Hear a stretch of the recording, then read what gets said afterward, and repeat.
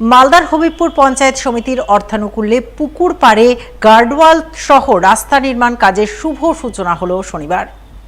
নারকেল ফাটিয়ে কাজের আনুষ্ঠানিক সূচনা করলেন পঞ্চায়েত সমিতির পূর্ত কর্মাধ্যক্ষ অচিন্ত কুমার সরকার।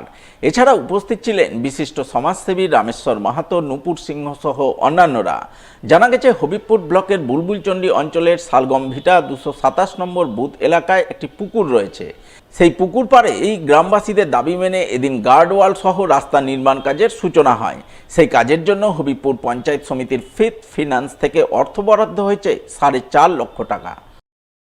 আজকে আমাদের হবিবপুর পঞ্চায়েত সমিতির আন্ডারে বুলবুলচন্ডী জিপিতে 227 নম্বর বুথে শালগুমভিটাতে এ পাড়া প্রতিবাসীর আমাদের একটা পুকুর পাড়ে দিয়ে বর্ষার সময় চলাচলের খুব প্রবলেম হতো, এমনি সময়ও হয়।